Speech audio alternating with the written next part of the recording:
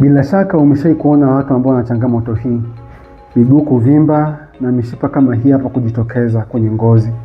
Leo tutaenda kuzungumzia ugonjwa huu, tutaangalia dalili zake, inakuta watu hasa wa kina gani, lakini pia tutaangalia matibabu yake.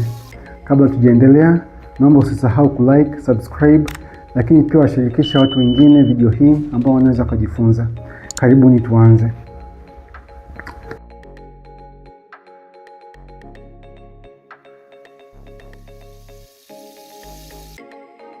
Ugonjwa huu wa varicose veins ni ugonjwa ambao unasumbua watu wengi sana. Na mfumo wa damu mwilini umegawanywa kwenye sehemu kuu mbili. Kuna arteries pamoja na veins. Arteries hizi ni mishipa ya damu ambayo hutoa damu kwenye moyo na kuipeleka sehemu zingine za mwili, zikipeleka virutubisho kama vile oxygen na glucose na vitu vingine pia. Vein hii ni mishipa ya damu ambayo hutoa damu kwenye sehemu zingine za mwili, kwa hiyo mikononi, kichwani, miguuni, tumboni na kurudisha damu hii hapa kwenye moyo. Vein hizi hapa tofauti na arteries. Arteries zenyewe damu huwa inasukumwa kwa sababu ya msukumo wa moyo. Vein kwa tofauti wake, damu huwa inarudi moyoni kwa njia kuu mbili.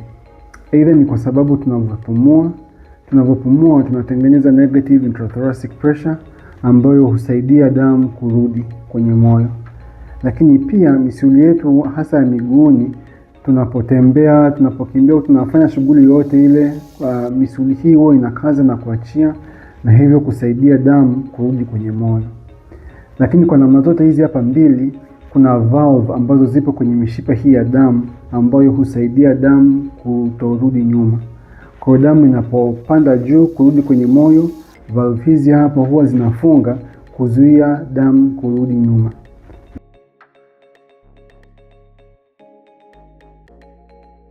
Valve hizi hapa zikishindwa kufanya kazi yake vizuri, zikilegea au zikafanya vitu kama hivyo, ina maana damu haiwezi kurudi kwenye moyo vizuri, na hivyo damu inaanza kukwama kwenye mishipa hii ya damu, hasa mishipa ya kwenye miguu. Kwa hiyo damu hii inapokwama, mishipa hii ya damu inakuwa inajaa na damu inatanuka, na hivyo kusababisha mishipa ya damu ambayo inaonekana kwenye ngozi, lakini pia kusababisha miguu ambayo imejaa maji. Kuna watu wengine pia wanaweza kupata maumivu, wanaweza kupata kuwashwashwa kwenye miguu, lakini pia wanaweza kupata kuwaka moto kwenye mishipa hii ya damu pia. Kuna watu wengine pia wanaweza kuona dalili za ngozi kubadilika rangi, na hii ni kwa sababu seli za damu zikikaa sana kwenye mishipa hii, seli hizi hapo kama vile upasuka na huachilia na kemikali nyingine ambazo husababisha ngozi kuwa nyeusi. Lakini pia ngozi inaweza ikawa ngumu, na kuna watu wengine wanaweza kuwa na michubuko na hata vidonda. Kuna watu ambao unakuta mtu ana kidonda ambacho amekaa nacho kwa miaka 10, miaka 5, yaani miaka mingi sana. Mara nyingi husababishwa na shida kama hii hapa. Lakini kuna dalili kama hizo na dalili zingine nyingi.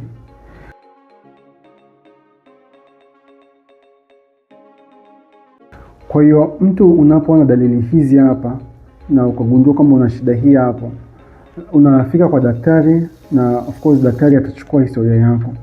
Kuna vitu ambavyo tungependa kuvifahamu.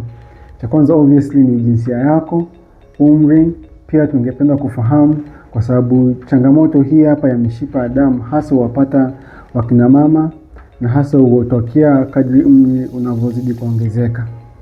Lakini pia tungependa kufahamu unafanya kazi gani. Watu kwa mfano kama walimu, madaktari, wauguzi, wakulima, mtu yote ambaye anafanya shughuli ambayo inambidi asimame muda mrefu sana, watu hawa wapo kwenye hatari ya kupata ugonjwa huu hapa. Lakini sambamba na hilo pia, kwenye historia tungependa pia kufahamu kama umeshawahi kupata changamoto ya kwa mfano kama vile saratani, magonjwa yote yale ya mishipa, kama umeshawahi kufanywa upasuaji wowote ule wenye mishipa ya damu. Tungependa kufahamu pia kama umeshawahi kuumia. Lakini pia tungependa pia kufahamu uzito wako pia. Watu ambao wana unene wa kupitiliza ni watu ambao changamoto hii pia wapata. Lakini pia tungependa kufahamu kama wewe ni mwanamke, tungependa kufahamu kama una ujauzito au umepata ujauzito mara ngapi.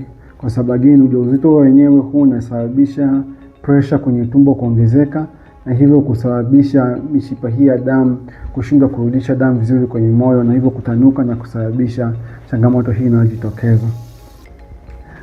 Kwa hiyo mtu unapoeleza shida zako hivyo, obviously tutakuangalia tuone ugonjwa upo mkubwa kiasi gani, lakini pia kipimo ambacho tungependa kukifanya kipimo cha ultrasound ambayo inatusaidia kuangalia level ya ugonjwa umefikia kiasi gani, na hivyo pia kutusaidia kwenye matibabu.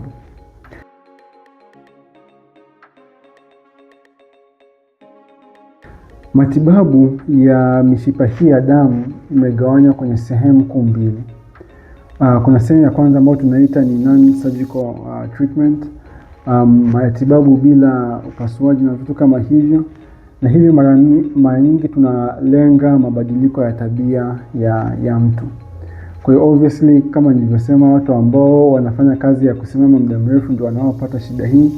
Kwa hiyo tungekushauri kwamba kama unasimama muda mrefu basi ujaribu kupunguza, ujikute umekaa.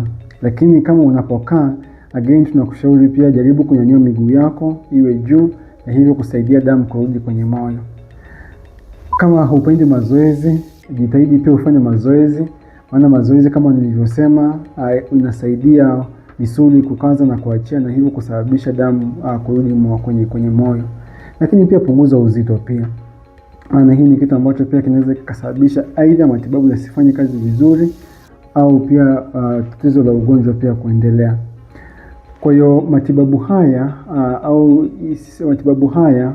ya lifestyle modifications huwa tunawashauri watu wote, aidha ugonjwa upo kwenye hatua yake ya awali ama ugonjwa pia upo kwenye hatua yake ambayo imeenda zaidi kidogo.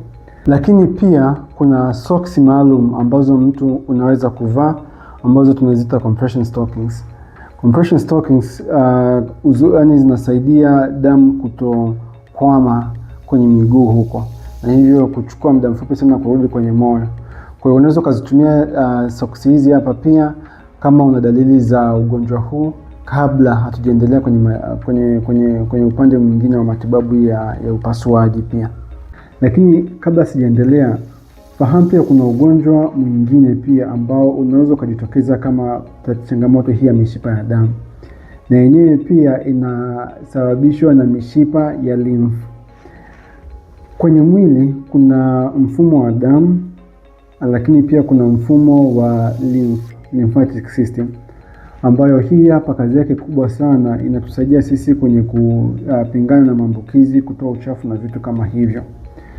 Mfumo huu hapa wa damu sawasawa na mishipa ya damu ya vein ina valve, na mishipa hii hapa ile lymph yenyewe inasaidiwa kurudi kwenye mfumo wa damu kupitia namna tunavyopumua na misuli pia kwenye miguu inavyo contract na kuachia. So kama tu mishipa ya vein inavyofanya kazi, mishipa hii ya lymphatic system pia ndio inavyofanya kazi. Kwa hiyo valve zake zinaposhindwa kufanya kazi, tatizo pia linaweza likajitokeza pia kama tu kwenye mfumo wa vein. Kwa ni gonjwa mbili tofauti, lakini zinaweza zikawa na dalili ile ile na matibabu yake yakawa yale yale. Tofauti ni kwamba mishipa ya vein ambayo ndio hii hapa ambayo inajitokeza kwenye ngozi, hatua ya awali ni kama tulivyosema, jitahidi kufanya mazoezi, punguza uzito, punguza kusimama muda mrefu, na unapokaa nyanyua miguu ili damu iweze kurudi vizuri. Kwa hiyo inakuwa ni kwenye matibabu ya ugonjwa wa awali. Kama ugonjwa umeendelea hatua za mbele, so aidha unakuta umepata kidonda au unakuta dalili zinakufanya ushindwe kufanya kazi zako za kila siku, au unakuta mishipa imejitokeza, yani inakuwa yani haina mvuto tena, inaharibu uonekano wa miguu, basi tunaweza tukaenda kwenye hatua ya pili ya matibabu, ambayo hii ni matibabu ya upasuaji. Matibabu ya upasuaji yamejigawanya kwenye sehemu kuu mbili. Kuna upasuaji ambao tunaita non-invasive, ambayo hatufanyi upasuaji pase, lakini kuna upasuaji wa aina ya pili ambao ndio invasive. Non-invasive surgery ambayo ndio inayotumika sana kwenye karne hii ya tunayoishi sasa hivi. Hii kuna njia kuu tatu ambazo tunaweza tukafanya. Tunaweza tukachoma dawa kwenye mishipa hii ya damu ambayo itafanya mishipa hii ya damu ya vein isinyae na hivyo kushindwa kutunza damu kwa muda mrefu, na hivyo itapunguza hiyo mishipa ambayo inavimba, kuvimba miguu na matatizo kama hayo yote yatapungua. Lakini pia tunaweza pia tukatumia moto, kwa mfano wa laser, na tukachoma mishipa hii ya damu na yenyewe pia ikawa imeisha kwa design hiyo. Lakini pia tunaweza tukatumia mionzi ya ultrasound ama radio frequency ablation ambayo tunaita, na hii pia inaweza ikasaidia kuuiwa mishipa hii ya damu. Kwa hiyo ni namna kuu tatu za non-invasive surgical treatment ambayo tunaweza tukafanya. Upande mwingine kuna upasuaji ambao tunaweza tukaufanya ambao na again wenyewe pia umegawanywa kwenye sehemu mbili. Tunaweza tukaziba mishipa hii ya damu, kwa hiyo tukachana sehemu ndogo ndogo kama 3-4 hivi, na tukafunga mishipa hii ya damu na hivyo kuzuia damu kutumia system hii hapa na ikatumia system nyingine kurudi kwenye moyo. Lakini pia tunaweza tukafanya upasuaji mwingine ambao tunaweza tukaondoa kabisa mishipa hii ya damu ambayo imeathirika. Changamoto ya invasive surgery, either ya kufunga au ya kuiondoa kabisa kwa upasuaji, ni kwamba huwa inaleta madhara makubwa zaidi, na ndio maana hasa sasa hivi huwa tunapendelea either kuchoma dawa ama kuichoma kwa kupitia moto au kwa kupitia mionzi. Kwa hiyo inakuwa ni namna kuu mbili za kufanya matibabu. Changamoto ni kwamba watu ambao hawapati matibabu kwa wakati au vizuri, again ina maana dalili hizi zinazidi kuendelea, na kama nilivyosema, unakuta ngozi inaanza kubadilika, inaanza kuchubuka, kubabuka, na ndio hivyo unakuta mtu anapata magonjwa, vidonda ambavyo haviponi haraka, ni vinachukua muda mrefu sana kupona, na hata vikipona unashangaa mtu umepona baada ya miaka 5 tatizo linajirudia tena. Lakini pia kuna watu wengine unakuta wanashindwa kuendelea na shughuli zao za kila siku kwa sababu unakuta miguu inachoka sana mtu anapofanya shughuli zake. Lakini pia kuna kitu ambacho tunaita phlebitis, ambayo ni kama maambukizi ya bakteria, lakini sio maambukizi ya bakteria per se, ni kama inflammation yani uchochezi ambao unajitokeza kwenye mishipa hii ya damu, na hivyo ikasababisha maumivu makali sana ambayo yanaweza akakufanya pia mtu ukashindwa kuendelea na shughuli zako za kila siku.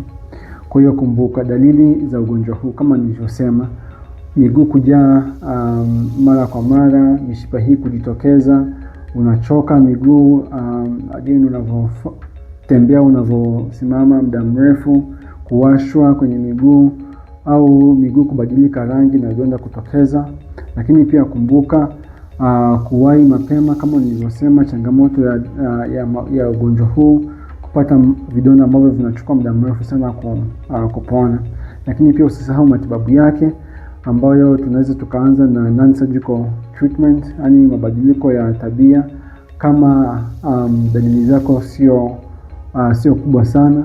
Lakini kama ugonjwa umeendelea tena, basi tungeweza kufanya matibabu mengine ya kiupasuaji. Kwa hiyo I hope umejifunza kitu. Again kumbuka kulike, subscribe, mtumie mtu ambaye inaweza kumsaidia hii. Asanteni sana na karibuni tena.